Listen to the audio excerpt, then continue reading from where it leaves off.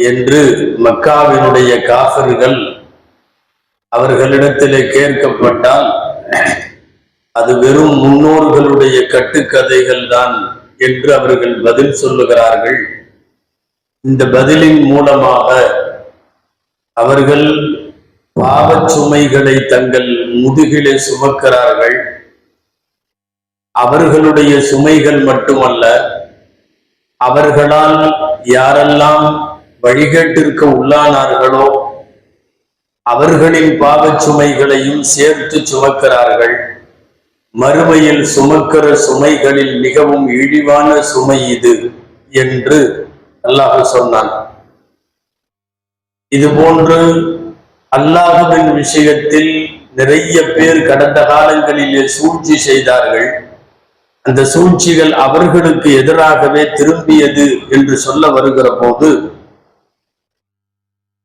உலகத்தில் பெரிய சர்வாதிகாரியாகவும் கொடுங்கோலனாகவும் இருந்த நம்ரூத் என்பவன் இறைவனோடு அல்லது வானவர்களோடு நான் போர் தொடுக்க போகிறேன் என்று சொல்லி பெரிய மாளிகை கட்டினான். இந்த மாளிகையை இறைவன் அதன் அஸ்திவாரங்களிலே இருந்து ஆட்டம் காண செய்து அப்படியே முகடு மேல் சரிந்து அந்த மாளிகை இடிபாடுகளுக்கு இடையில் அது வீழ்ந்து போனதும் அதனால் அவர்கள் அழிந்து போன வரலாறுகளை எல்லாம் அல்லாஹ் சொன்னான். இது போன்றவர்கள் இறைவனின் புறத்திலே இருந்து உயிரை கைப்பற்றக்கூடிய மலக்குகள் வருகிற போது நாங்க எந்த பாவமும் பண்ணலையே என்று அவர்கள் சொல்லுவார்கள். ஆனால் அவர்கள் என்ன செய்தார்கள் என்று அல்லாஹ்வுக்கு தெரியும் என்றெல்லாம் கடந்த தஃசீரிலே சொன்ன அல்லாஹ் தஆலா இப்போது வசனம் 30 இருந்து நல்லடியார்களிடம் போய் அல்லாஹ் என்ன இறக்கி வைத்தான் என்று கேட்டால் அவர்கள் என்ன பதில் சொல்லுவார்கள் என்பதை அல்லாஹ் இப்போது சொல்ல வருகிறான். ரப்பினுடைய வார்த்தைகளை கேட்போம். 30 37 வசனம் வரை தொடர்புடையவை. وَقِيلَ لِلَّذِينَ اتَّقَوْا, யார் இறையச்சம் உடையவர்களோ அவர்களிடத்தில் மாதா அன்சல ரப்புக்கும், உங்கள் ரப்பு என்ன இறக்கி வைத்தான் என்று கேட்கப்பட்டால் காலு கைரா, நல்லதை இறக்கி வைத்தான் என்று சொல்லுவார்கள். அல்லது நல்ல வார்த்தைகளை அவர்கள் பதிலாக சொல்லுவார்கள். இல்லதீன அஹ்ஸனு ஃபீ ஹாதிஹி துன்யா ஹஸனா, யார் இந்த உலகத்தில் நன்மையான காரியத்தை செய்கிறார்களோ அவர்களுக்கு நிச்சயமாக நன்மை உண்டு. வலதாருல் ஆஹிரத்தி கைர், மறுமையின் வீடுதான் இருப்பதிலெல்லாம் சிறந்தது. வல நிஅம தாருல் முத்தகீன், இறையச்சம் உள்ளவர்களுக்காக அந்த வீடு மிகவும் நல்ல வீடாகிவிட்டது. ஜன்னாத்து அதனின், அதன் என்ற சுவனங்கள் எதுகுலூனஹா, அதிலே அவர்கள் நுழைவார்கள். தஜ்ரீ மின் தஹ்திஹல் அன்ஹார், அந்த சுவனத்திற்கு கீழே அருவிகள் ஓடிக்கொண்டிருக்கும். லஹும் ஃபீஹா மா யஷாஊன், நாடியதெல்லாம் அவர்கள் நாடியதெல்லாம் விரும்பியதெல்லாம் அவர்களுக்கு கிடைக்கும். கதாலிக யஜ்ஸில்லாஹுல் முத்தகீன், அல்லாஹ் தஆலா இறையச்சம் உள்ளவர்களுக்கு இப்படித்தான் கூடி கொடுப்பான். அல்லதீன ததவஃபாஹுமுல் மலாயிகத்து, இவர்கள் எப்படிப்பட்டவர்கள் என்றால் மலக்குகள் இவர்களை தொய்யிபீன், மிகவும் மகிழ்ச்சியானவர்களாக நன்மைக்குரியவர்களாக இவர்களின் ரூஹுகளை கைப்பற்றுவார்கள். யகூலூன ஸலாமுன் அலைக்கும், ரூஹு கைப்பற்றுகிற போது அந்த மலக்குகள் இவர்களுக்கு சலாம் சொல்லுவார்கள். உதுகுலுல் ஜன்னத பிமா குன்தும் தஅமலூன், நீங்கள் செய்த அமல்களோடு நீங்கள் சுவனம் செல்லுங்கள், சுவனத்திலே நுழையுங்கள் என்று இவர்களை பார்த்து சொல்லுவார்கள். ஹல் யன்துரூன இல்லா அன் தஅதியகுமுல் மலாயிகத்து அவ் யஅதிய அம்ரு ரப்பிக், காஃபிர்கள் இறை நிராகரிப்பவர்கள் மலக்குகள் வருவதை தவிர வேறெதையும் எதிர்பார்க்கவில்லை. அல்லது உம்முடைய இரட்சகனின் ரப்பின் வேதனை வருவதை தவிர வேறெதையும் எதிர்பார்க்கவில்லை. கதாலிக ஃபஅலல்லதீன மின் கப்லிஹிம், இதற்கு முன்னாலே உள்ளவர்களும் இப்படித்தான் செய்தார்கள். அல்லாஹ் அவர்களுக்கு அநீதம் இழைக்கவில்லை. அவர்கள் தங்களுக்கு தாங்களே அநீதம் இழைத்துக் கொண்டார்கள். இவர்கள் என்ன அமல் செய்தார்களோ அதனுடைய கெடுதி அவர்களை பிடித்துக் கொள்ளுகிறது. அவர்கள் எதை பரிகாசம் செய்தார்களோ அந்த வேதனை அவர்களை சூழ்ந்து கொள்ளுகிறது.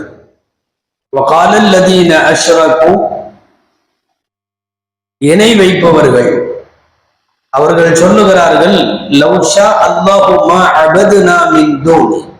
அல்லாஹ் நாடி இருந்தா அவனை தவிர வேற யாரையும் நாங்க வணங்கி இருக்க மாட்டோம்.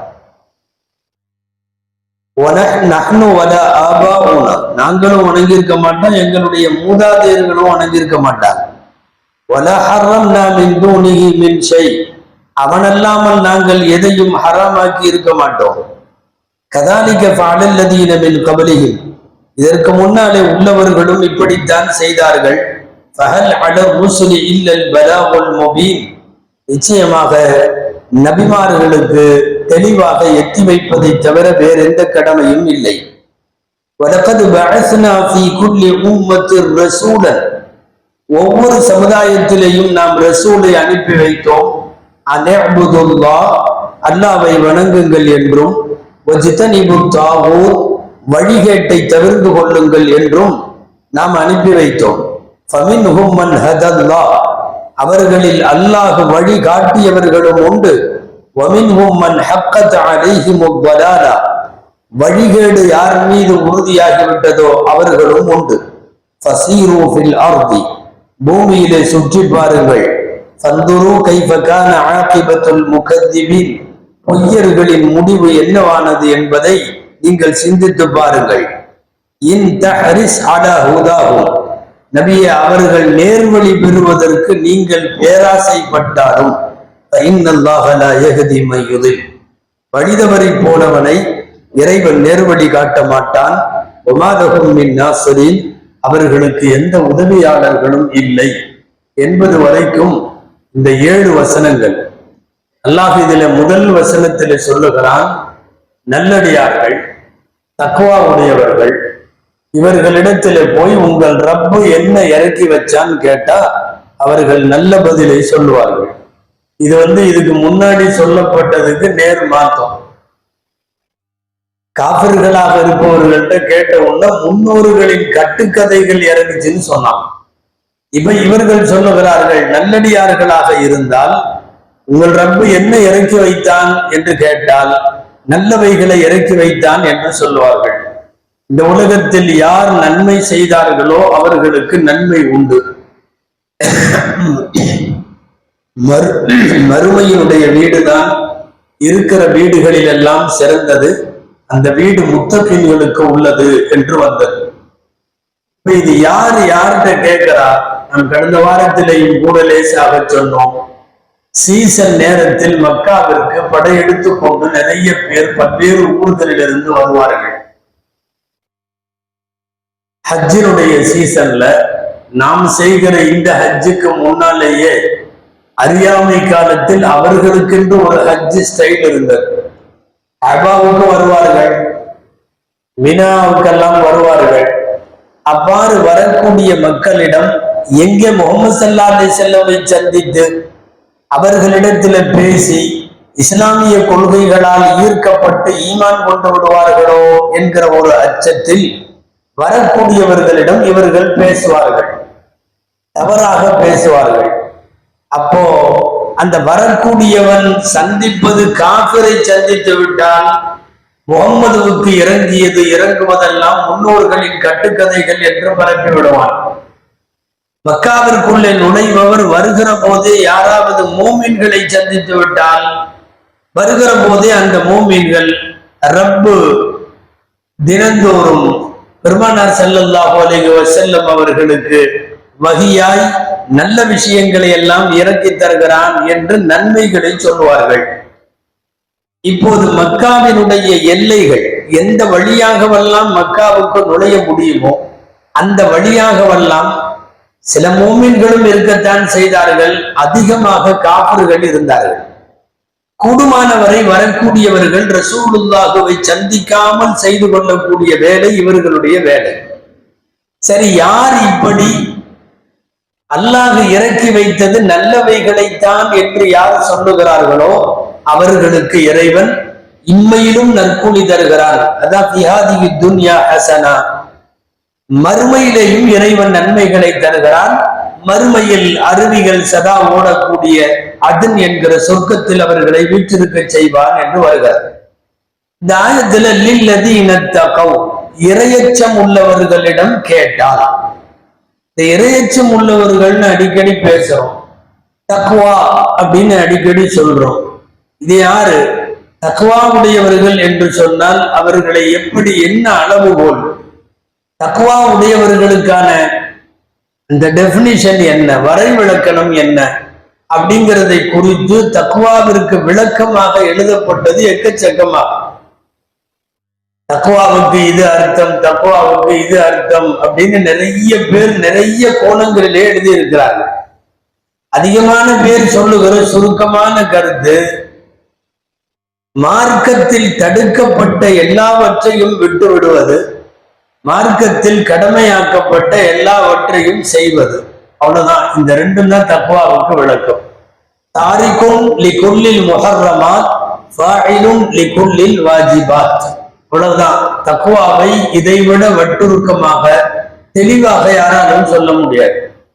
தடுக்கப்பட்ட எல்லாவற்றையும் விட்டுவிட வேண்டும், கடமையாக்கப்பட்ட அத்தனையும் செய்து முடித்து விட வேண்டும். இதற்கு பெயர் தக்வா. நாம தக்வாவுக்கு ஒரு நிறைய காயத்துகள் நபில் தொழுக வேண்டும், நிறைய நபில் நோன்பு வைக்க வேண்டும், அதெல்லாம் அடுத்து, அது தரஜாக்கள், அது உயர்ந்த அந்தஸ்து, அது வேற. தக்வா என்பதற்கு அர்த்தம் என்ன? தடுக்கப்பட்ட எல்லாவற்றையும் விடணும், அனுமதிக்கப்பட்ட அல்லது கடமையாக்கப்பட்ட அத்தனையும் செய்ய வேண்டும். யார்கிட்டையாவது இந்த ரெண்டும் வந்துருச்சுன்னா, ஒருவர் தடை செய்ததை எல்லாம் விட்டு விடுகிறார், கடமையானதை எல்லாம் செய்து விடுகிறார், அவ்வளவுதான். அவரை தக்வா உடையவர் அல்லது முத்தகி என்கிற வார்த்தையில் சொல்லலாம். அவரை காமிலுல் ஈமான், பரிபூர்ண ஈமான் கொண்டவர் என்று அவரை சொல்லிவிடலாம். சில பேர் ரொம்ப சிம்பிளாக இவ்வளவு விரிவாக போக வேண்டியதில்லை தக்வாவுக்கு, தக்வாவை இன்னும் கொஞ்சம் சுருக்கலாம்னு சொல்லி, யார் ஷிர்க் வைக்காம லா இலாஹ இல்லல்லாஹ் முஹம்மதுர் ரசூலுல்லாஹ்விலே உறுதி கொண்டிருக்கிறார்களோ அவர்களையெல்லாம் தக்வாதாரிகள் என்று சொல்லலாம். இது கொஞ்சம் முந்தனதை விட கொஞ்சம் சிம்பிளான அர்த்தம். ஷிர்க் வைக்கவில்லை, மற்றபடி லா இலாஹ இல்லல்லாஹ் முஹம்மதுர் ரசூலுல்லாஹ் என்கிற கருத்தில் அவர் உறுதியாக இருக்கிறார். இவர்களை எல்லாம் தாராளமாக தக்வா உடையவர்கள் என்று சொல்லலாம். அல்லாஹ் சொல்லுகிறான், யாரெல்லாம் இப்படிப்பட்ட தக்வா உடையவர்களோ இவர்களுக்கு துன்யா ஹஸனா, இந்த உலகத்தில் நன்மை உண்டு, மறு உலகத்தில் அவர்களுக்கு சிறந்த வீடு உண்டு. அந்த சிறந்த வீடு என்பது சுவனத்தை உள்ளடக்கியது, சுவனத்தில் அருவிகள் ஓடும், அவர்கள் விரும்பியதெல்லாம் கிடைக்கும் என்றெல்லாம் அல்லாஹ் சொல்லிக் கொண்டே போகிறார். இது பொது நியதி. துன்யாவில் அழகிய செயல்பாடுகளால் இருக்கிற யாராக இருந்தாலும் மறுமையில் அல்லாஹ் அவர்களுக்கு அழகாக்கி தருவார். இந்த உலகத்தில் ஒவ்வொரு இடத்திலும் ஒவ்வொரு கட்டத்திலும் அல்லாஹ் சொல்லிக்கொண்டே வரக்கூடிய செய்தி குர்ஆன்ல இந்த இடத்துல இல்ல, ஏராளமான இடத்துல இருக்கிறது. மறுமையில் தரப்படுகிற கூலிதான் நிஅம தாருல் முத்தகீன் வருது. அது சிறந்த கூலி, அதுதான். அது சுவனமாக இருக்கட்டும், சுவனத்தில் இருக்கக்கூடிய பல்வேறு அருட்கொடைகளாக இருக்கட்டும், துன்யாவில இருக்கக்கூடியதற்கு நேர் மாற்றம். துன்யாவில் எதை அனுபவித்தாலும் அது குறைவுடைய, எதை அனுபவித்தாலும் முழுமையானது என்று துன்யாவில் நாம் அனுபவிக்கிற எதையும் சொல்ல முடியாது. மறுமை மாத்திரம்தான். துன்யாவில் ஏதாவது கிடைத்திருக்கிறது என்று வைத்துக் கொள்வோம். ஒரு உதாரணத்துக்கு வீடு இருக்கு, அணிகலன்கள், ஆடைகள், மனைவி மக்கள், என்னென்னவெல்லாம் உலகத்தில் நாம் அனுபவித்துக் கொண்டிருக்கிறோமோ எல்லாம் இருக்கிறது. எல்லாவற்றிலும் குறை இருக்க. எந்த குறையும் இல்லாமல் அன்லிமிட்டடான இன்பங்கள் என்பது சுவனத்திற்கு மாத்திரம் தான் சொல்றோம். இல்லாம அஹ்மது பின் ஹம்பல் ரஹ்மத்துல்லாஹி அலைஹி அவங்கள்ட்ட கேட்பாங்க, முழுமையான ராகத்து வேணும், எப்ப கிடைக்கும்? முழுமையான ராகத் இந்த அவ்வளி கதமின் ததருஹா ஃபில் ஜன்னah, நீ சொர்க்கத்துல முதல்ல உன்னுடைய பாதத்தை எடுத்து வைக்கிற வரையும் கிடைக்கிற எந்த ராகத்தாக இருந்தாலும் அது முழு ராகத்து அல்ல, குறை இருந்து கொண்டே இருக்கும். என்னவா இருந்தாலும் குறை இருக்கும்.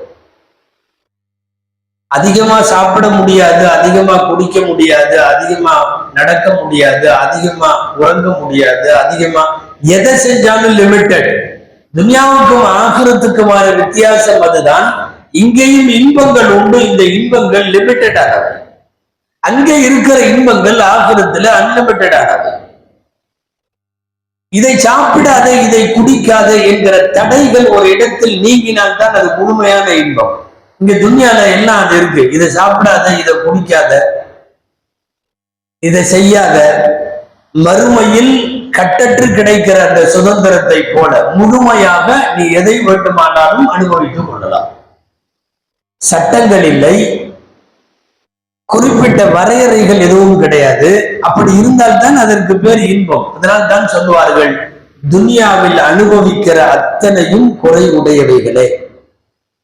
அல்லாஹ் இத ரொம்ப அழகான ஒரு வார்த்தையில இந்த ஆயத்துல சொல்றான், லஹும் ஃபீஹா மா யஷாஊன், அவர்கள் விரும்பிய எல்லாம் கிடைக்கும். உலகத்திலே இது சாத்தியம் இல்லை, அவர்கள் விரும்பிய எல்லாம் சாத்தியம் இல்லை. அவர்கள் விரும்பிய எல்லாம் குர்ஆன்ல வேற வேற இடத்துல இந்த ஆயத்து பல்வேறு வார்த்தைகள்ல வருகிறது. மா தஷ்தஹீஹில் அன்ஃபுஸு வ தலத்துல் அஅயுன், மனம் ஆசிப்பதெல்லாம் கிடைக்கும். கண்கள் எதையெல்லாம் சுவையாக கருதுமோ, இன்பமாக கருதுமோ அத்தனையும் கிடைக்கும். கண்ணில் படுறதுல எதெல்லாம் பிடிக்குமோ அதெல்லாம் இவருக்கு சொந்தம். மனசு எதையெல்லாம் விரும்புமோ அதுவெல்லாம் சொந்தம். துன்யால அதுக்கு வாய்ப்பு இல்லை. சும்மா சின்ன சின்ன சின்ன விஷயத்துல இருந்து பெரிய விஷயம் வரையும் துன்யால எதுக்குமே வாய்ப்பு இல்லை. ஒரு குறிப்பிட்ட அளவுக்கு மேல் பார்க்க முடியல, குறிப்பிட்ட அளவுக்கு மேல் கேட்க முடியல, குறிப்பிட்ட அளவுக்கு மேல் சிந்திக்க முடியல. நம்ம ஓவரா சிந்திச்சா சமயங்கள்ல மூளை நரம்பெல்லாம் வெடிச்சு ஸ்ட்ரோக் ஆயிருதுங்கிறாங்க. அதிகமான ஸ்ட்ரெஸ் தாங்க முடியல. எல்லாமே அளவுகள். அளவுகளுக்கு உட்படுவது துன்யா, அளவுகளுக்கு அப்பாற்பட்டது ஆகிறது. குர்ஆன்ல நிறைய இடத்துல அல்லாஹ் இது சொல்லுவான். காலல்லதீன ஊத்துல் இல்ம வைலக்கும், அந்த பெரிய செல்வந்தரான அரசன் காரூன் செல்வ சுமைகளோடு, அவன் ஒட்டகங்களோடு, அணிகலன்களோடு அவனுடைய மாளிகையிலிருந்து அவன் வலம் வருவானான். இது கதையெல்லாம் இல்லை, குர்ஆன்லயே வருது. தன் அலங்காரத்தோடு வெளியில வருவான். அவன் உலா வர்றது அரச உலா அது. அப்போ துன்யாவை மாத்திரம் விரும்பக்கூடிய, துன்யாவில் ஈடுபாடு அதிகமாக உடைய நிறைய பேர் பார்த்துட்டு சொல்லுவாங்களா, யாலை தலனா மிஸ்லமா ஊத்திய காரூன், நமக்கு இப்படி இருந்திருக்கலாமே, இந்த காரூனுக்கு கொடுத்த மாதிரி அல்லாஹ் நமக்கு கொடுத்துருக்க கூடாதா? ஏன்னா அவ்வளவு போகுது. 70 ஒட்டகங்கள் சுமந்து கொள்ளக்கூடிய அளவுக்கு உள்ள நகைகள் போகுது, அணிகலன்கள் போகுது. ஒரு ஒட்டகம்னா ஒரு கப்பல்னு வச்சுங்க, ஒரு இதுன்னு வைங்களேன், ஒரு கண்டெய்னர் மாதிரி 70 போகுது. பார்த்தவொன்னா அவங்க வாயில வருது. நல்லாவே சொல்றான் என்ன பேசுறாங்கன்னு. யாழைத்தலனா இதுலமா ஊத்திய காரூன், காரூனுக்கு கொடுக்கப்பட்டதை போல நமக்கும் கொடுத்திருக்கலாமே. இன்னும் உள்ளதோ ஹம்தின் அதீம், அவன் பெரிய அளவுல அல்லாஹ் அவனுக்கு பங்கு கொடுத்துட்டான் அப்படின்னு சொல்லி. அப்போது மார்க்கத்தை அறிந்தவர்கள், கல்வியாளர்கள், அருகில இருந்த இறைச்சம் உள்ளவர்கள் அவங்க சொல்லுவாங்களாம், வைலக்கும், உங்களுக்கு கேடு உண்டாகட்டும். வைலக்கும்னா நீங்க நாசமாகட்டுமாகன்னு அர்த்தம். சவாபுல்லாஹி கைருன் லிமன் ஆமன வ அமில சாலிஹா, ஈமான் கொண்டு நல்லமல் செய்தவர்களுக்கு அல்லாஹ்ட்ட கிடைக்க போற சவாப் இருக்கா இல்லையா, அந்த சவாபு ஆக சிறந்தது இதையெல்லாம் விட.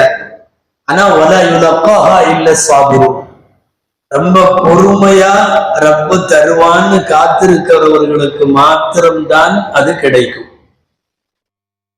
என்ன ஆச்சுன்னா, துனியாவில் இப்படி அலங்காரமாக இருக்கிற எதை பார்த்தாலும் நாம் இப்படி இருக்க வேண்டும் என்று நினைப்பவர்கள் எல்லாருக்குமான செய்தி இது. என்னன்னா, அப்படி நினைக்க வேண்டாம், இதையெல்லாம் விட பன்மடங்கு ரப்பிடத்திலே காத்திருக்கிறார். அதனாலதான் நபி ஸல்லல்லாஹு அலைஹி வஸல்லம் அவங்களுக்கு உத்தரவு என்ன தெரியுமா? பல இடங்கள்ல குர்ஆன்ல 2-3 இடத்துல வருது, நீங்க அண்ணாந்து அடுத்தவங்கள பார்க்காதீங்க. உங்களுக்கு இங்க உள்ள ஸ்பெஷல் வேற, உங்களுக்கு இங்க தயாரித்து வைக்கப்பட்டிருக்கிறதே வேற.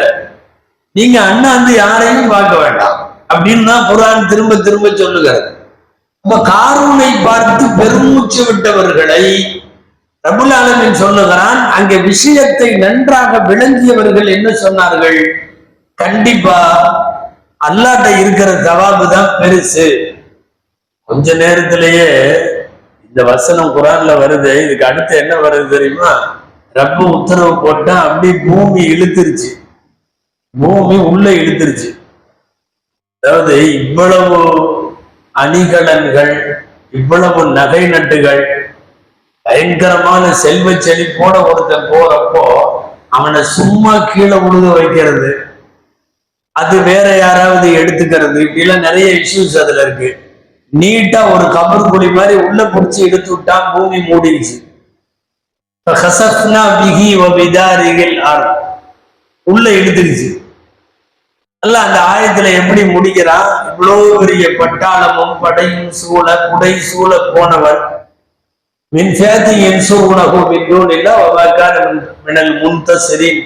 உதவி செய்யறவரும் யாரும் இல்ல, உதவிய வாங்குற நிலைமையிலையும் யாரும் இல்லை. காலதாமதமாக இவர்களுக்கு தெரிகிறது. இதுல இன்னொரு வேடிக்கை இருக்கு அந்த ஆயத்துல. கடைசியில என்ன ஆகும்னா, எல்லாம் டோட்டலா அவனோட மாளிகை, அவனுடைய இராணுவம், அவனுடைய சிப்பாய்கள், அவனுடைய பிரம்மாண்டமான இது எல்லாம் கீழே போன உடனே ஊர் மக்கள் வந்து பார்ப்பாங்கல்ல, இப்படி ஆகி போயிட்டாங்கன்னு. அப்ப பார்க்கிறப்போ, நேத்து ஊர்வலம் போனப்போ இவன் மாதிரி நமக்கு வேணும்னு சொன்னாங்கல்ல, அந்த வாயிலேயே என்ன வார்த்தை வருது தெரியுமா? லவ்லா மன்னல்லாஹு அலைனா லகஸஃப பினா. நல்ல வேளை ஆண்டவன் காப்பாத்தினான், நமக்கும் இவ்வளவு கொடுத்துருந்தான்னா நம்மளும் உள்ள போயிருப்போம். லவ்லா மன்னல்லாஹு அலைனா, நம் மீது இறைவன் பேருபகாரம் செய்யவில்லையானால் லகஸஃப பினா, நம்மளும் கீழே போயிருப்போம். இது எப்ப தெரியுது? ஊர்வலமாக அவர்கள் போகிற போது தெரியவில்லை. துனியாவினுடைய வனப்பை பார்த்துவிட்டு நமக்கு இது போல வேண்டும் என்று ஆசைப்படக்கூடியவர்களுக்கான வார்த்தை இங்கே வருகிறது. நல்ல அமல் செய்தவர்கள் இந்த உலகத்தில் யாரோ அவர்களுக்கு இறைவன் அங்கே நிறைய வைத்திருக்கிறார். அதனால அங்க மட்டும் சுவனத்தில மாத்திரம்தான் அன்லிமிட்டடான இன்பங்கள். உலகத்தில இருக்கிற எல்லாமே லிமிட்டடான இன்பங்கள். ஒரு குறிப்பிட்ட அளவுக்கு மேல நம்மளால உணவு உட்கொள்ள முடியாது, ஒரு குறிப்பிட்ட அளவுக்கு மேல எதையும் குடிக்க முடியாது. இப்பவே சாயா கொடுக்குறப்பவே சர்க்கரை இல்லாம இருக்குதான்னு கேட்கணும். சொர்க்கத்துல கேட்க வேண்டிய அவசியமே இல்லை. அம்மா ஒரு பேச்சுக்கு சாதாரணமா சொல்றதுன்னா, சுவனத்தில் உணவிலையோ குடிப்பிலையோ தூக்கத்திலேயோ எதுலையும் கண்ட்ரோல் இல்லை. எங்க வந்து கண்ட்ரோல் இல்லாத அளவுக்கு இன்பம் அன்லிமிட்டட் வருதோ அதுக்கு பேர் தான் ராஹத், அதுக்கு பேர் தான் இன்பம்ங்கிறது. அல்லாஹ் அந்த இன்பத்தை சுவனத்தில மாத்திரம் தான் வைத்திருக்கிறார். அதுக்கு இறைவன் சொல்ற அழகான வார்த்தை, லஹும் ஃபீஹா மா யஷாஊன். அவர்களுக்கு அங்கே அவர்கள் விரும்பிய எல்லாம் கிடைக்கும். வல நிஅமதாருல் முத்தகீன் சொன்னா கதாலிக யஜ்ஸில்லாஹுல் முத்தகீன். இறையச்சம் உள்ளவர்களுக்கு இப்படித்தான் இறைவன் நல்ல கூலி கொடுக்கிறான். போன வாரத்துல தப்சீர்ல வந்துச்சு, அடுத்தவர்களுடைய பாவ சுமைகளை எல்லாம் சுமந்திருப்பான், மௌத்தா போறப்போ மலக்குகள் வந்த உடனே நாங்கெல்லாம் எந்த தப்பும் பண்ணலையே அப்படின்னு சொல்லுவான் அப்படின்னு வந்துச்சு. இங்க இந்த நல்லடியார்களின் உயிர்களை கைப்பற்றுகிற போது அந்த டைப் எப்படின்னு சொல்றான், மனம் விரும்பியவர்களா மனம் ஒப்பியவர்களாக அவர்களின் ரூஹு கைப்பற்றப்படும். தய்யிபீன் என்கிற வார்த்தைக்கு பல்வேறு அர்த்தம், அதுல இது முக்கியமான அர்த்தம். ரூஹு கைப்பற்றப்படும். எப்படின்னா மனம் ஒப்பியவர்களாக, மனம் பொருந்தியவர்களாக அவர்களின் ரூஹு கைப்பற்றப்படும். மலக்குகள் சலாம் சொல்வார்கள். நீங்கள் உங்களுடைய அமல்களோடு நல்ல செயல்களோடு சுவனம் நுழையுங்கள் என்று மலக்குகள் சொல்லுவார்கள். முதல்ல ரூஹு வாங்க வர்ற மலக்கு சலாம் சொல்லிட்டாவே பெரிய விஷயம். இல்லைன்னா அவங்க சலாம் எல்லாம் சொல்ற ஐடியால எல்லாம் இல்ல, கெட்டவங்களா இருந்தா நீங்க வாங்க அப்படின்னு கூட்டிட்டு போறது இருக்கு, வாடா அப்படின்னு இழுத்துட்டு போறது இருக்கு. இது வாடான்னு இழுத்துட்டு போற மாதிரி உள்ளவங்களுக்கு அவங்க சலாம் எல்லாம் சொல்றது இல்லை, சொல்லணுன்ற அவசியம் இல்லை. எங்க சலாம் சொல்லுவார்கள்? யகூலூன சலாமுன் அலைக்கும் உதுகுலுல் ஜன்னத பிமா குன்தும் தஅமலூன், சொர்க்கத்துக்கு வாங்க அப்படின்னு சொல்லி சலாம் சொல்லி அவர்களை கண்ணியத்தோடு அழைத்து செல்கிறார்கள் என்று வருகிறார். அதுக்கப்புறம் அங்க போனதுக்கு அப்புறம் மனம் விரும்பியதும் கண்கள் ஆசைப்படுவதும் எல்லாம் அவர்களுக்கு கிடைக்கும். இந்த ஆயத்துக்கு கீழே தப்சீர்ல எழுதுறாங்க, அவர்கள் விரும்பியது இதெல்லாம் அவங்களுக்கு கிடைக்கும் அப்படிங்கிறதுல இருந்து ஒரு மனிதன் விரும்பியதெல்லாம் துன்யாவில் கிடைக்காது. இந்த ஆயத்திலிருந்து விளங்குற ஒரு முக்கியமான செய்தி, விரும்பியதெல்லாம் துன்யாவிலே கிடைக்காது. விரும்பியதெல்லாம் கிடைக்க வேண்டுமானால் அது ஆகிரத்து மட்டும்தான். ரெண்டாவது, ஆகிரத்துல அனுபவிக்கிறது தான் அது கொஞ்சம் பூரணமான இன்பமா இருக்கும். இங்க துன்யாவில என்னன்னா 1000 தான் பெரிய சூப்பியா இருப்பாரு, வேற யாராவது கொஞ்சம் நல்லா வளரும் போது இவருக்கு லேசா கருக்கறோங்கும் மனசுல, அது என்ன அவன் அவ்வளவு மேல போறானேங்கிற மாதிரி. சொர்க்கத்துல இது இருக்காது. உள்ள நுழையிறப்பவே உள்ளத்தை எடுத்து அல்லாஹ் கழுவி விட்டு போக உள்ளன்றான். அதனால என்னன்னா நமக்கு முன்னாடியே ஒருத்தர் அவ்வளவு பெரிய உயரம் போனாலும் எந்த ஜலன், அந்த எரிச்சல், அந்த பொறாமை இவருக்கு கிடைச்சிருச்சேங்கிற மாதிரி தப்பு எண்ணம் இதெல்லாம் அவர் மேல வர்றதில்லை. குர்ஆன்ல வருகிறது, சொர்க்கத்துல நுழையிறதுக்கு முன்னாடி என்ன பண்ண,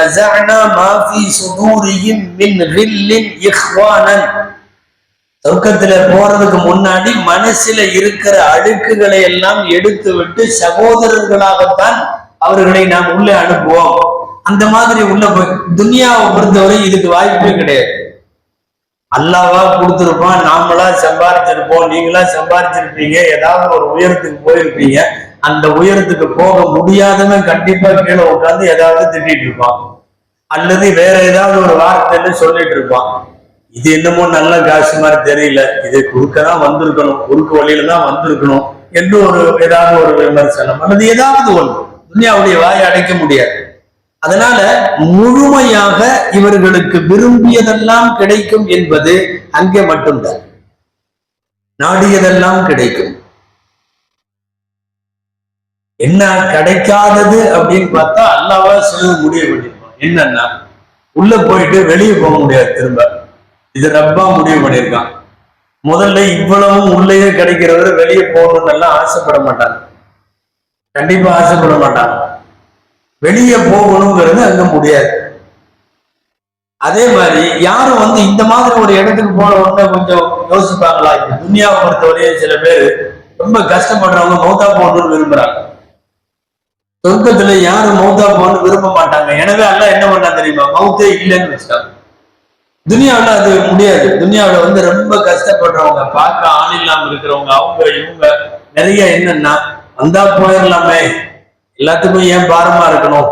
சில பேர் பெட் ரிட்டன் ஆயிடுறாங்க, பார்க்க ஆள் இல்லை, வயசான காலம், 80-90 வயசை தாண்டிடுச்சு, வீட்டுல மக்களோ மருமக்களோ யாரும் பார்க்கறதுக்கு சடையிறாங்க.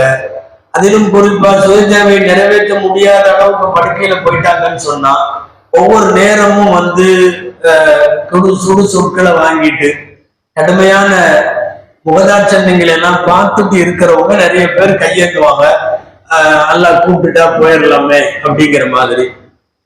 இன்னைக்கு வரைக்கும் கூட பார்ப்பதற்கும் பராமரிப்பதற்கும் ஆள் இல்லாத நிறைய பேர்த்த கருணை கொலை பண்ணிடலாமான்னு சொல்லி எல்லாம் நீதிமன்றங்கள்ல கேட்கிறாங்க. சுத்தமாவே ஒண்ணும் இல்லை, ரூஹு மட்டும் இருக்கு. ஆஸ்பத்திரிகள்ல அப்படி நிறைய பேஷண்ட் எல்லாம் வச்சிருக்கான், கோமால இருக்காங்க. கோமால இருந்து திரும்ப நினைவு வர்றதுக்கு வாய்ப்பு இல்லைன்னு மருத்துவம் சொல்லிடுது. ஒண்ணுமே இல்லை, சும்மா ட்ரிப்பு மட்டும் போயிட்டு இருக்கு. ஏதாவது தண்ணி கிண்ணி போகுது, சுய நினைவும் கிடையாது, ஒண்ணுமே இல்லை. எத்தனை வருஷம் படுக்க வச்சிருக்கிறது? அதனால ஒரு ஊசியை போட்டு மௌத்தாக்கிடலாமா அப்படிங்கிறது தான் கருணை கொலை அப்படிங்கிறது. அந்த மாதிரி வார்த்தைகள்ல கருணை கொலைக்கு செஞ்சுக்கிறோம்னு சொல்லி நிறைய நீதிமன்றங்கள் எல்லாம் வழக்கெல்லாம் போட்டு கேட்கிறாங்க அனுமதி. துனியால பல்வேறு நாடுகள்ல அதுக்கு அனுமதி உண்டு. பராமரிக்கிறதுக்கு ஆள் இல்லை அப்படின்னா மருத்துவமனைக்கும் பாரமா, அரசுக்கும் பாரமா, அவங்க இனிமேல் திரும்புறதுக்கு வாய்ப்பு இல்லைன்ற மாதிரி ஒரு தேர்ந்த மருத்துவர் குழு சர்டிபிகேட் கொடுத்துட்டா ஊசியை போட்டு முடிச்சிருவாங்க, கொண்டு போய் அடைக்கிடுவாங்க. இது கிட்டத்தட்ட 40 நாடுகள்ல அனுமதிக்கப்பட்டிருக்கு. இன்னும் இந்தியாவில் அனுமதிக்கப்படலை கருணை கொலை. என்ன அப்படின்னா, துன்யாவில் ஒரு கட்டத்திற்கு மேல் எனக்கு மௌத்து வேண்டும் என்று கேட்பவர்கள் உண்டு. மறுமையில எல்லாமே இன்பம் என்று வந்துவிட்ட போது அங்க மௌத்து இறைவன் வைக்கல. ஏன்னா யாரும் ஆசைப்படவும் மாட்டாங்க. ஏன்னா இந்த ஆயத்தை படிக்கிறப்ப நமக்கு இப்படி ஒரு சந்தேகம் வரக்கூடாது. விரும்பியதெல்லாம் கிடைக்கும்ங்கிறான். அப்ப யாராவது மூத்தா போகணும்னு நினைச்சா மூத்தா போக முடியுமா? மூத்தா போகணும்னு நினைக்கவே மாட்டாங்க, யாரும் அப்படி நினைக்கவே மாட்டாங்க. அதனால என்ன பண்ணா தெரியுமா? மௌத்து இல்ல, மௌத்தோட தொடர்புடையது தூக்கம். அதனால அதுவும் இல்லை. அன்னைக்கு ரம்ஜான்ல கூட சொன்னோம்ல, ஒருத்தர் சொர்க்கத்துல தூங்க முடியுமான்னு கேட்கிறார். அதுல இன்ட்ரெஸ்ட் உள்ளவர் நல்லா படுத்து யாரு எழுப்பாம தூங்கிட்டு இருக்கணும்னு நினைப்பாரோ என்னவோ. ரசூலுல்லாஹ்ட்ட அப்படி கேட்டாங்க இல்லையா? அஃபில் ஜன்னத்தி நௌமுன் யா ரசூலல்லாஹ், அல்லாஹ்வின் தூதரே சொர்க்கத்துல தூக்கம் உண்டா அப்படின்னு. அந்நௌமு அஃபுல் மௌத் ஃபலா மௌத ஃபில் ஜன்னா. தூக்கம் என்பது மௌத்தினுடைய சகோதரன். மௌத்துக்கு சகோதரன் தான் தூக்கம். எனவே அந்த தூக்கம், அந்த மௌத்துங்கிறது சொர்க்கத்துல அதுக்கு பேச்சே இல்லை. இதுல மட்டுமல்ல, நரகத்திலையும் மௌத்தும் இல்லை, தூக்கம் இல்லை. அது வேதனைக்காக. ஒரே ஒரு நாள் கொஞ்சம் வேதனையெல்லாம் நிறுத்த சொல்லுங்க அப்படின்னு சொல்லி நரகத்துல உள்ள அதிபதி, நரகத்துல கேட்ல இருக்கிற ஒரு நரகத்தினுடைய பொறுப்பாளியா இருக்கக்கூடிய அவர்கிட்ட சொல்லுவாங்க, நிறுத்த சொல்லுங்க. அப்ப அவர் பதில் சொல்லுவார். அவர் பேர் மாலிக்னு பேர். மாலிக் லியக்கதி அலைனா ரொம்ப மௌத்தாக்கவாவது சொல்லிடு, எங்களே போயாவது சேர்ந்துடுறோம் அப்படின்னு. லா யுக்தா அலைஹிம் ஃபயமூது, அவங்களுக்கு முடிக்கப்படாத தவணை, முடிச்சா மௌத்தா போயிடுவாங்க. நரகத்துல மௌத்து கிடையாது, நரகத்துல தூக்கம் கிடையாது, சொர்க்கத்திலையும் மௌத்து கிடையாது. மௌத்துக்கு சகோதரனா இருக்கிறதுனால தூக்கமும் கிடையாது. ஆனா கிட்டத்தட்ட தூக்கம் என்பது மௌத்துடைய சகோதரன். கண்ணை மூடனா காலையில எந்திரிக்கிற வரைக்கும் எப்பவாவது சின்ன சின்னதா பகல்ல ஒரு 1/4 மணி நேரம் 1/2 மணி நேரம் அப்படி நம்ம லைட்டா படுத்து உருளுவோம். அதுல எல்லாம் கூட கொஞ்சம் நினைப்பு அது இதெல்லாம் நல்லா உஷாரா இருக்கும். நல்லா டீப்பான ஸ்லீப்புக்கு போயிட்டோம்னு சொன்னா, ஆழ்ந்த தூக்கம் நித்திரை அப்படிங்கிறது வந்துருச்சுன்னு சொன்னா அது மௌத்தாகிற மாதிரி தான். சமயத்துல சில பேர் எல்லாம் இப்படி புரட்டி போட்டு அப்படி திருப்பி போட்டாலும் அவர் பாட்டுல கண்டினியூவா தூங்கிட்டே தான் இருப்பார். குளிப்பாட்டுறப்போ ஒரு மவுத்தை போட்டு நம்ம அப்படி தள்ளுவோம், இப்படி தள்ளுவோம், மையத்து பேசாம தான் படுத்திருக்கோம். திருப்பி போட்டு தலையை தேய்ச்சி உடம்ப தேய்ச்சி அந்த மாதிரி சில பேர் தூங்குறப்போ கூட இப்படி அப்படி திருப்பி போட்டாலும் சில பேர்லாம் நல்லா தூங்குவாங்க. அங்கிருந்து தூங்கி போய் வேற இடத்துல படுக்க வச்சாலும் நாள் தூங்கிட்டு தான் இருப்பாங்க. காலையில எந்திரிச்சுதான் அவர் எங்க படுத்தாரு எங்க எந்திரிச்சாருன்னு யோசிக்கணும். தூக்கம் என்பது மௌத்தினுடைய சகோதரர். எனவே சொர்க்கத்துல தூக்கமும் கிடையாது, மௌத்தும் கிடையாது. லஹும் ஃபீஹா மா யஷாஊன், அவர்கள் விரும்பிய எல்லா நன்மைக்குரியவைகளும் அவர்களுக்கு அங்கே கிடைக்கும். நபி ஸல்லல்லாஹு அலைஹி வஸல்லம் அதனால தான் தூக்கம் இல்லை அப்படின்னு சொல்லிட்டாங்க. இப்ப இந்த மாதிரி உள்ளவங்க நல்லடியார்கள் யாரோ, இந்த முத்தபீன்கள் பேசுறமே, இவங்களை மலக்குகள் கைப்பற்றுகிற போது சலாம் சொல்லியும் உங்களுக்கு சொர்க்கம் உண்டு என்கிற நல்வாழ்த்துக்களை எல்லாம் சொல்லி அந்த நல்வாழ்த்துகளோடு அவர்களை அழைத்து செல்வார்கள். போன வாரத்துல பேசிய அந்த கூட்டத்திற்கு நேர் மாற்றம். அவங்களை தான் மோசமாக முறையில ரூஹு கைப்பற்றப்படும், மலக்குகள் அவர்களிடத்திலே கஷ்டத்தோடு நடந்து கொள்வார்கள் அப்படின்னு எல்லாம் வந்தது. இப்போ இந்த காபிர்களை பார்த்து, இறை நிராகரிப்பாளர்களை பார்த்து அல்லாஹ் கேட்கிறான், இவங்க இன்னும் எதை எதிர்பார்த்துட்டு இருக்காங்க? அவங்களுக்கு போய் கேட்டு பாருங்க, மலக்குக இறங்கி வரணுங்கிறான், இல்ல ரப்பு வரணுங்கிறான். இன்னும் ரப்புடைய எத்தனை அத்தாட்சி வர்றது, எவ்வளவு வந்தாலும் இவங்க ஈமான் கொள்ள போறது இல்லை. பல தடவை ரசூலுல்லாஹ்ட்ட கேட்ட கேள்வி என்னன்னா, யாராவது ஒரு மலக்கு வரட்டும், அந்த மலக்கு வானத்திலிருந்து வந்து நீங்கள் நபி என்று சொல்லக்கூடிய தஅவா, அந்த அந்த வாதம் உண்மையானதுதான் என்று வானத்தில இருந்து உள்ளவர்கள் வந்து சொல்லட்டும். வானத்துல உள்ளவங்க வந்து பல இடங்கள்ல குர்ஆன்ல இதற்கு பதில் சொல்லப்பட்டிருக்கிறது.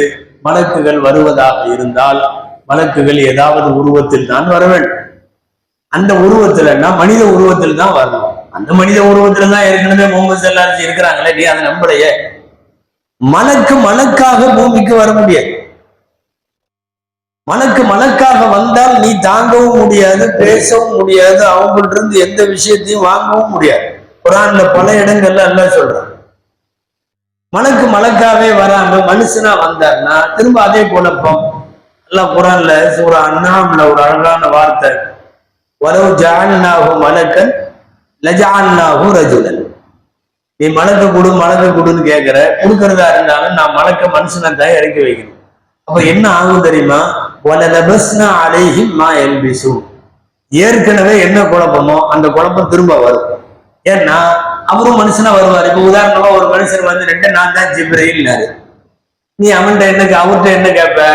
நீ தான் ஜிப்ரீலுங்கிறதுக்கு ஏதாவது ஒரு மலக்க கொண்டு வாங்க, திரும்ப தானே வரும். வலலபஸ்னா அலைஹிம் மா யல்பி, ஏற்கனவே குழம்பியது திரும்பவும் குழம்பும் அப்படின்னு நல்லா சொல்றான். இவன் அப்படித்தானே கேட்பான். ரசூல்கிட்ட உன்னை உண்மைப்படுத்தக்கூடிய ஒரு மலக்கு வேணும்னு கேட்கிறவன் மலக்கு மனித உருவத்தில் வந்தாலும் அதைத்தானே கேட்பான். இது வெறும் குழப்பத்துக்காக கேட்கறது, மலக்க கொண்டு வா அப்படிங்கிற. அதே மாதிரி அவன் ஏத்திய ரப்பு, இந்த ஆயத்துக்கு ரெண்டு அர்த்தம். அல்லாஹ் வரணுங்கிறது ஒண்ணு, அல்லாஹ்வுடைய உத்தரவு வரணுங்கிறது ஒண்ணு. அல்லாஹ் எல்லாம் வரமாட்டான். இஸ்லாத்துல தெளிவான கொள்கை என்னன்னா, அல்லாஹ் இந்த அவதாரம் எல்லாம் கிடையாது. அவர் மேல வந்துட்டாரு, இவர் மேல வந்துட்டாரு, அல்லாஹ் யாரு மேலே வரமாட்டான். எந்த அவதாரமும் கிடையாது. இப்ப வேற சமயங்கள்லாம் எடுத்தீங்கன்னா கடவுளுக்கு நிறைய அவதாரம் உண்டு. இந்த அவதாரம் அந்த அவதாரம் என்னென்னமோ சொல்லுவாங்க. அப்போ அந்த மாதிரி அவதாரங்கள் எடுப்பாங்க. ரப்பை பொறுத்தவரை ஒரு அவதாரம் இல்லை, கியாமத்து வரைக்கும் அவன் அவதாரம் இல்லை. நல்லடியார்கள் மறுமையில அல்லாஹுவை பார்ப்பார்கள். இதுதான் நம்முடைய குர்ஆன் ஹதீஸில் சொல்லப்பட்டிருக்கிற தெளிவான செய்தி. வேற இந்த உலகத்துல பொறுத்தவரையும் இறைவன் எம்மேல இறங்கிட்டான். சில பேர் எல்லாம் கிராமத்துல அங்கெல்லாம் சொல்றாங்கல்ல, எம்மேல அவங்க இறங்கிட்டாங்க இவங்க இறங்கிட்டாங்கன்னு. அப்படிலாம் சொல்றவங்க கூட அல்லாஹ் இறங்கிட்டான்னு யாரும் சொல்றது இல்லை.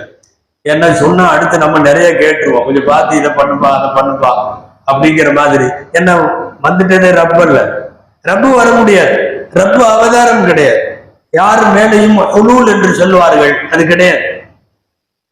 துதிரிக்குல் அபிசார் யுதிரிக்குல் அபிசார். அல்லாஹ் குர்ஆன்ல தெளிவான ஸ்டேட்மெண்ட் கொடுக்குறான். எந்த பார்வைகளாலும் ரப்பு பார்வைக்கு கிடைக்க மாட்டான். துதிரிக்குல் அபிசார். கனவுல சொல்லுவாங்க, நான் அவங்கள பார்த்தேன், இவங்கள பார்த்தேன், அவுலியாவை பார்த்தேன், ரசூலுல்லாவை பார்த்தேன், இவங்கள பார்த்தேன் எல்லாம் சொல்லுவாங்க. யாரும் கனவுல நான் அல்லாஹ்வை பார்த்தேன்னு சொல்ல மாட்டாங்க. நபிமார்கள் சொல்லி இருக்கிறார்கள், ஸல்லல்லாஹு அலைஹி வஸல்லம் சொல்லி இருக்கிறார்கள். அல்லாஹ் சொல்றான், லா துத்ரிகுல் அப்சார், பார்வைகள் அவனை அடையாது. வஹுவ யுத்ரிகுல் அப்சார், அவன் எல்லாத்தையும் பார்ப்பான், அவனை பார்க்க முடியாது. இது நம்முடைய தெளிவான கொள்கை அமைப்பு. பின்ன எதுக்கு மலக்கு வர முடியாதா, அல்லாஹ் வர முடியாதா இப்படி எல்லாம் கேட்கிறான். இதற்கு முன்னாலே உள்ளவர்களும் இப்படித்தான் செய்தார்கள். அதன் மூலமாக அவர்களே அவர்களுக்கு அநீதம் இழைத்துக் கொண்டார்கள். இவன் இப்படி செய்யறதின் மூலியமா ரசூலுல்லாஹ்வை நாம கிண்டல் அடிக்கிறோங்கிற மாதிரி அவன் நினைச்சுக்கிட்டான். அவ்வாறு கிண்டல் அடிப்பது எதுவோ அதனுடைய கிண்டல் அடித்ததற்கான தண்டனைகள் அவர்களை சூழ்ந்து கொண்டது என்று இருக்கார். இந்த மக்காவினுடைய காபிர்கள் என்னவெல்லாம் பண்றானோ அதையெல்லாம் வரிசையா சொல்றான்ல. அடுத்த வசனத்துல சொல்றான், சில பேர் பரிகாசமா கிண்டலா நக்கலா இணை வைக்கிற சில பேர் சொல்றாங்களா, என்னன்னு, அல்லாஹ் நாடி இருந்தா நாங்க தான் ஷிர்க் வச்சிருக்க மாட்டோமே, இது தூக்கி பழிய அல்லாஹ் மேலேயே போடுறது. அல்லாஹ் நாடி இருந்தா நாங்க இணைய வச்சிருக்க மாட்டோம். அல்லாஹ் நாடி இருந்தா நாங்க எதையும் ஹராமாக்கி இருக்க மாட்டோம்.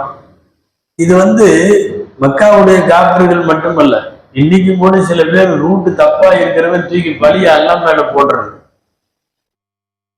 காலமெல்லாம் வட்டி வாங்கிட்டே இருக்கிறாரு, ஏன் இந்த தொழிலே இருக்கிறீங்க, இதுல இருந்து மாறிடலாமல்ல, என்ன பண்றது, ஆண்டவன் அப்படி வச்சுட்டான் நம்மளைய இப்படின்னு இவன் வச்சிருக்கிற வட்டி கடைக்கு அல்லாஹ்வை கூப்பிட்டு நிறுத்திடுறது.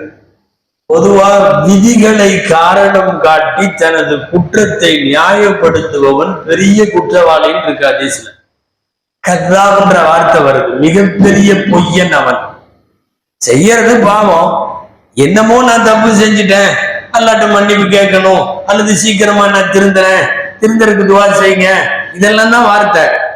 இதுவெல்லாம் கொஞ்சம் ஈமான் இன்னமும் ஈரம் இருக்கிறதுன்னு அர்த்தம். அதை விட்டு போட்டு தூக்கி அல்லா மேலேயே போட்டுறது, எனக்கெல்லாம் வேற ஒண்ணும் இல்லை, ஆண்டவன் தான் இதுல வச்சிருக்கான், அவன் நினைச்சா மாத்தி விடலாம்ல அப்படின்னு கேட்கறது. இது விதிகளை காரணம் சொல்லி அல்லாஹுவின் மீது குற்றத்தை போடுகிற வேலை. அதைத்தான் ரசூலுல்லாஹ் சொல்றானுங்க, என்ன வார்த்தை, லவ்ஷா அல்லாஹு மா அபதுனா மின் தூனிஹி மின் ஷை, அல்லாஹ் நாடி இருந்தான்னா நாங்க வேற யாரையும் வணங்கி இருக்க மாட்டோம்ல, வலா ஹர்ரம்னா மின் தூனிஹி மின் ஷை, நாங்க எதையும் ஹராம் ஆக்கி இருக்க மாட்டோம்ல. அல்லாஹ் சொல்றான், இதுக்கு முன்னாடி உள்ளவனுக்குள்ள இப்படித்தான் சொல்லிட்டு இருந்தானுங்க, நபிமார்களுக்கு எத்தி வைக்கிற வேலை மட்டும்தான், இந்த பஞ்சாயத்தெல்லாம் அவங்களுக்கு இல்லை. அவங்க உன்கிட்ட சொல்லிடுவாங்க, இது நல்ல வழி, இதற்கு ஹிதாயத் என்று பெயர், இது மோசமான வழி, இதற்கு வலாலத் என்று பெயர், வலாலத்துனா வழிகேடு, இப்படி இப்படின்னு ரெண்டு வழியை பேசுறது மட்டும்தான் நபிமார்களுடைய வேலை. நீ இங்க போய் நின்றுட்டு ஆண்டவன் தான் என்னை இங்க நிறுத்திருக்கான் இப்படின்னு பேசுறது இதுக்கு முன்னாடி உள்ளவங்க எல்லாம் பேசி அவங்க எல்லாம் வீணா போயிட்டாங்க அப்படின்னு. பொதுவா விதியை காரணம் காட்டி தனது செயலை நியாயப்படுத்துவது என்பது மிக மோசமான ஒரு வேலை. அதை நிறைய பேர் அந்த மாதிரி சொல்லியிருக்கிறாங்க. நபி ஸல்லல்லாஹு அலைஹி வஸல்லம் ஒருத்தர் இந்த இசை கருவி எல்லாம் வச்சு சம்பாதிப்பார், இசை கருவிகள் வச்சு சம்பாதிக்கிறோம். குர்ஆன்ல ஹாதா ஹலாலும் வஹாதா ஹராமுன் லிதஃப்தரு அலல்லாஹில் கதிப்னு சொல்லி வருது, பின்னாடி வருது அந்த வசனங்கள். என்ன இதுல சம்பாத்தியம் நடத்திட்டு இருக்கேன்னு சொல்லி போட்டு அவர் பேசிட்டு இருக்கிறப்ப நபி ஸல்லல்லாஹு அலைஹி வஸல்லம் கேட்டவுடனே அவர் சொல்லுவாரு, அல்லாஹ் எனக்கு ரிஸ்க் இதுலதான் வச்சிருக்கான், அல்லாஹ் வச்சிருக்கிற ரிஸ்க் நான் என்ன கதபத ஐ அதுவல்லாஹ், அல்லாஹ்வுடைய விரோதியை நீ போய் சொல்ற, போய் இங்க இருந்துருவான். கூப்பிடுறது ரசூலுல்லாஹ், அவனை என்ன வார்த்தையில சொல்றாங்க தெரியுமா, கதபத ஐ அதுவல்லாஹ், அல்லாஹ்வுடைய விரோதியே அப்படின்னு கூப்பிடுறாங்க. காரணம் என்னன்னா, தன்னுடைய பாவ செயலுக்கு எப்போதும் ரப்ப கூப்பிடக்கூடாது, ரப்ப நியாயப்படுத்தக்கூடாது. அந்த வாசனை திறந்தீங்கன்னா உலகத்துல எல்லாமே எந்த மனுஷனும் எந்த தவறு செய்யலன்னு ஆயிடுது. ஒருத்தர் ஜினா செய்வாரு, அல்லாஹ் செய்ய வைக்கிறாம்ப, திருடிக்கு போவாரு, அல்லாஹ் திருட வச்சாம்ப, எல்லா குற்றங்களும் அல்லாஹ் செய்ய வைத்தான் என்று வரும். கதபத ஐ அதுவல்லாஹ், அல்லாஹ்வுடைய விரோதியை நீ பொய் சொல்ற, இங்கிருந்து போயிரு அப்படிம்பார். நாம் எடுத்துக்கொள்ளுகிற ஒரு தவறான வழிக்கு நாம கொண்டு என்ன பண்றதுன்னா, அல்லாஹுவை, ரசூலை, மார்க்கத்தை, இதை விட்டா எனக்கு வேற ஒண்ணு இல்லை அப்படிங்கிற மாதிரி கொண்டு நிறுத்தல். ரொம்ப பள்ளியோடு தொடர்புடைய, மார்க்கத்தோடு கொஞ்சம் நெருக்கமாக இருக்கக்கூடிய, தொழுக நோம்பு அப்படி இப்படின்னு கொஞ்சம் டச்சில் இருக்கிறவங்கள்ட்ட இந்த வார்த்தை வர்றதில்லைன்னாலும் பரவலா கொஞ்ச நாள் செஞ்சு செஞ்சு அந்த பாவத்திலேயே ஊறி திளைத்து போய் அதுல யாரு ருசி கண்டு விட்டார்களோ அவர்கள் இந்த காரணங்களை எல்லாம் ஒரு கட்டத்துல பேச ஆரம்பிக்கிறார். அல்லாதான் இப்படி வச்சிருக்கான், அவன் நினைச்சா என்னை மாத்தலாம் அல்ல அப்படிங்கிற மாதிரி உள்ள வார்த்தைகள் அவர்களிடத்திலிருந்து நிறைய விடுகிறது. எல்லாம் பாதுகாக்கணும். இந்த மாதிரி உள்ளவர்களைத்தான் சொல்லுகிறான், ரசூல்மார்களுக்கு சொல்ற வேலை மட்டும்தான், அவங்களுக்கு மற்றதெல்லாம் எந்த வேலையும் இல்லை. யார் யார் நபிமார்களை புறக்கணித்தார்களோ, நபிமார்களுடைய சொல்லை சொல்லுகிற போது அதை விட்டுட்டு வேற வழியை தேர்ந்தெடுத்தார்களோ அவர்கள் தான் இதெல்லாம். கதாலிக ஃபஅலல் லதீன மின் கப்லிஹிம், இதற்கு முன்னாலே உள்ளவர்கள் இப்படி செய்தார்கள்னு சொல்லிட்டு என்ன அழகான வார்த்தை, குர்ஆன்ல நிறைய இடத்துல இந்த வார்த்தை வருது. வமா வலமஹுமுல்லாஹ், அல்லாஹ் அவங்களுக்கு அநீதம் செய்யல. அநீதம் செய்யறதெல்லாம் யாரு அப்படின்னா, அவர்கள் அவர்களுக்கே அநீதம் செய்து கொண்டார்கள். அல்லாஹு தஆலா இவன் இந்த மாதிரி விவாதம் செய்வதன் மூலம் தனக்குத்தானே அநீதம் இழைத்துக் கொண்டார். ஆனா உனக்கு தெளிவு எது நன்மை தீமைன்னு புரிய வைக்கிறதுக்கு நபிமார்களை தொடர்ந்து அனுப்பிச்சான். அடுத்த வசனத்துல சொல்றான், எல்லா உம்மத்துக்கும் ரசூல் அனுப்பிச்சு. உலகத்துல அத்தனை உம்மத்துக்கும் ரசூல் போயிருக்கான். எல்லா ரசூலுக்கும் ரெண்டு டைட்டில் தான், ரெண்டு தலைப்பு. ஒண்ணு அன்அபுதுல்லா, அல்லாஹ்வை வணங்குங்கள். இரண்டாவது வஜ்தனிபு தாகூத், வழிகேடுகளை விட்டு விடுங்கள். இந்த ரெண்டு வார்த்தை தான் அத்தனை நபிமார்களுக்கும் ஒரே யூனிஃபார்ம். எல்லாரும் சொன்னாங்க இத, அன்அபுதுல்லா, அல்லாஹ்வை வணங்குங்கள். இரண்டாவது சப்ஜெக்ட் இஜ்தனிபு தாகூத், எதுவெல்லாம் வழிகேடோ அதையெல்லாம் விட்டு விடுங்கள். வேணும்னா நீங்க பூமி முழுக்க போய் இந்த இதை பொய்ப்படுத்தியவர்கள், நபிமார்களை பொய்ப்படுத்தியவர்களுடைய முடிவுகளை எல்லாம் போய் பாருங்க. எல்லா நபிமார்களையும் எல்லா கூட்டத்துக்கும் அல்லாஹ் அனுப்பிச்சான். ரசூல் என்பது நூஹ் அலைஹிஸ்ஸலாமில் இருந்து ஆரம்பிக்குது. நூஹ் அலைஹிஸ்ஸலாமில இருந்து ஷரியத் வந்துருச்சு, ஷிர்க் வந்துருச்சு, ஈமான் வந்துருச்சு. அதுக்கு முன்னாடி பூமியில ஷிர்க் இல்லை என்கிறார்கள்.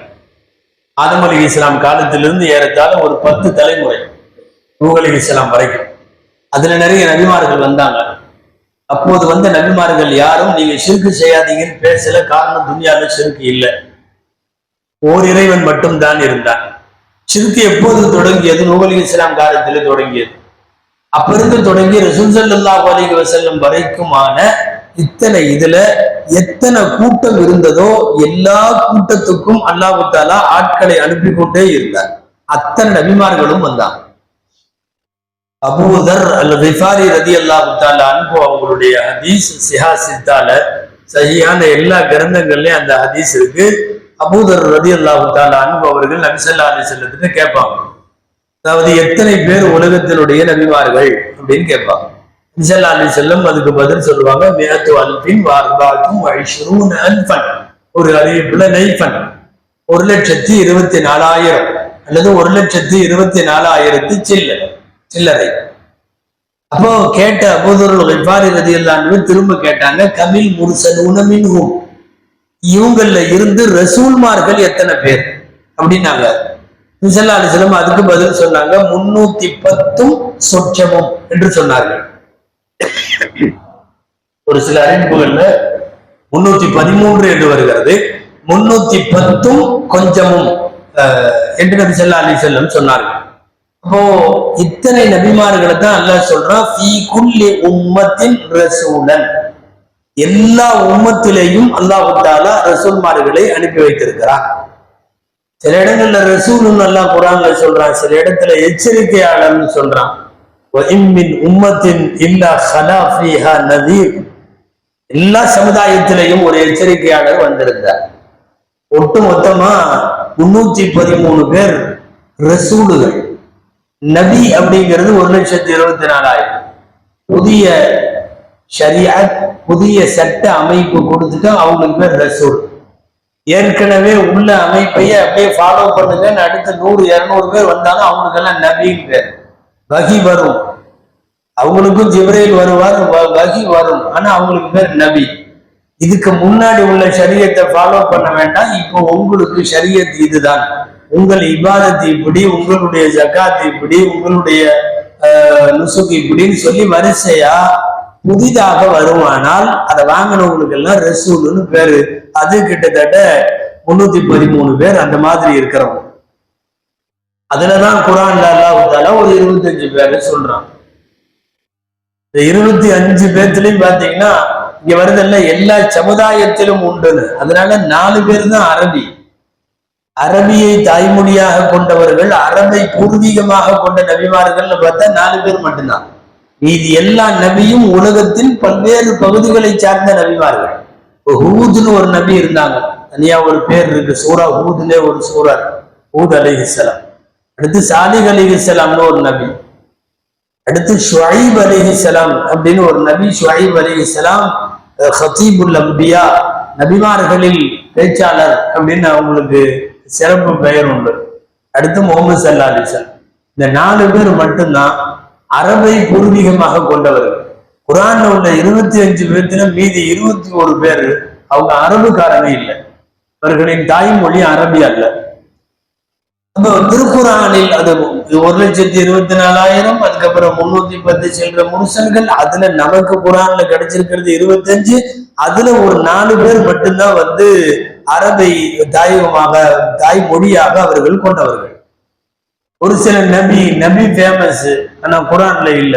ஷீத் அலைஹிஸ்ஸலாம்னு ஒரு நபி, ஷீதுன்னு சொல்றோம்ல, இங்க பல்வேறு தமிழ் ஆராய்ச்சிகள்ல சேதையும் தொடர்பு படுத்தி எல்லாம் சொல்லுவாங்கல்ல, அந்த ஷீத் அலைஹிஸ்ஸலாம் ஹதீஸ்ல மட்டும்தான் இருக்கு, குரானில் ஷீத் என்பது வரவில்லை.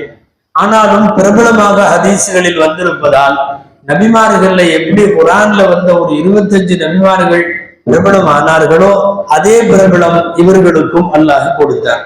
இந்த வகையில ஹதீஸ்ல ரொம்ப ஃபேமஸ் ஆனவங்க 2 பேர், ஒன்னு ஷீத் ஒண்ணு, இன்னொன்னு யூஷா அப்படின்னு ஒண்ணு.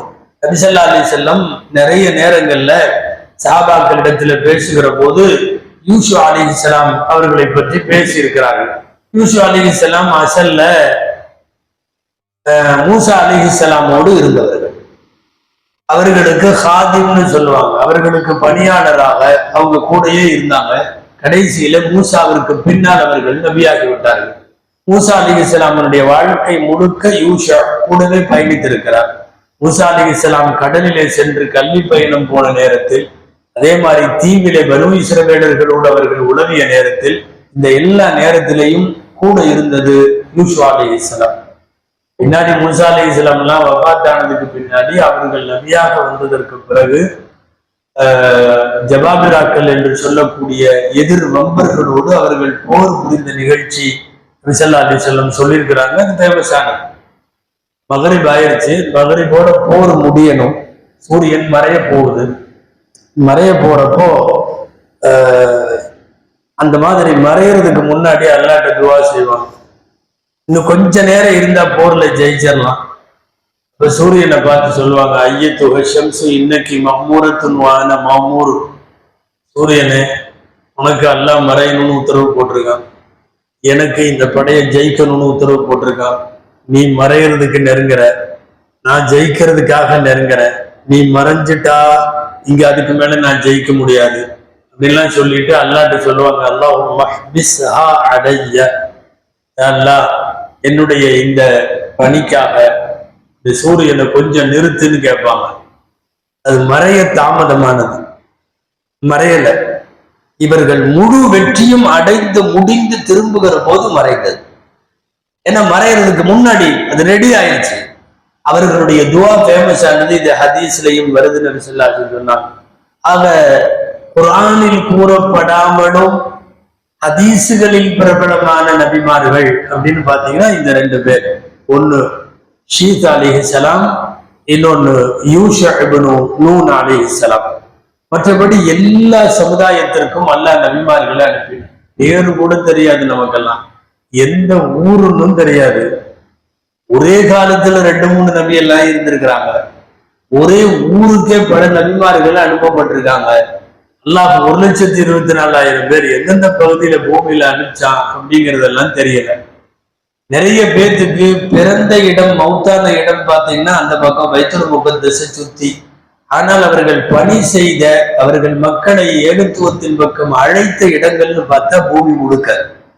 இப்ப எத்தனை இடங்களில் அல்லாஹ் வைத்திருக்கிறான்னு தெரியல. குர்ஆன்ல திரும்ப திரும்ப இதை மட்டும் சொல்றான். இந்த ஆயத்துல வர்ற மாதிரி எல்லா உம்மத்துக்கும் ரசூல அனுப்பிச்சோம். 2 சப்ஜெக்ட்ல அனுப்பிச்சோம். அன்அபுதுல்லாஹ், அல்லாஹ்வை நீங்கள் வணங்குங்கள்னு அனுப்பிச்சோம். வஜ்தனிபு தாகூத், வழிகேட்டை தவிர்த்து கொள்ளுங்கள்னு அனுப்பிச்சோம். சில பேர் நல்வழியை ஏற்றுக்கிட்டாங்க. வமின்ஹும் மன் ஹக்கத் அலைஹிம் ضلاலா, சில பேர் வழி தவறி போனாங்க. பூமி முழுக்க சுற்றி பாருங்கள், பொய்யர்களின் முடிவு என்ன ஆகிவிட்டது என்று சிந்தியுங்கள். இனி இந்த நபிமார்கள் அவர்கள் ஆசைப்பட்டாலும் சில விஷயங்கள் அல்லாஹ் முடிவு செய்தது மாத்திரம் தான் நடக்கும். இந்த நபிமார்களினுடைய அடுத்த கட்ட இந்த செயல்பாடுகளை குறித்து அல்லாஹ் அடுத்தடுத்த வசனத்தில பேசுகிறான். துஆ செய்வோம். அல்லாஹு ஜல்ல ஷானுஹு தஆலா அவன் ரசூல்மார்களையும் நபிமார்களையும் அனுப்பி எந்த செய்திகளை எல்லாம், எந்த உத்தரவுகளை எல்லாம் நமக்கு தந்தானோ அவைகளை செய்யவும், எந்த தடைகளை விதித்தானோ அவைகளிலே இருந்து முழுமையாக விலகி நிற்கவும் அல்லாஹ் நமக்கு தௌஃபீக் செய்வானாக.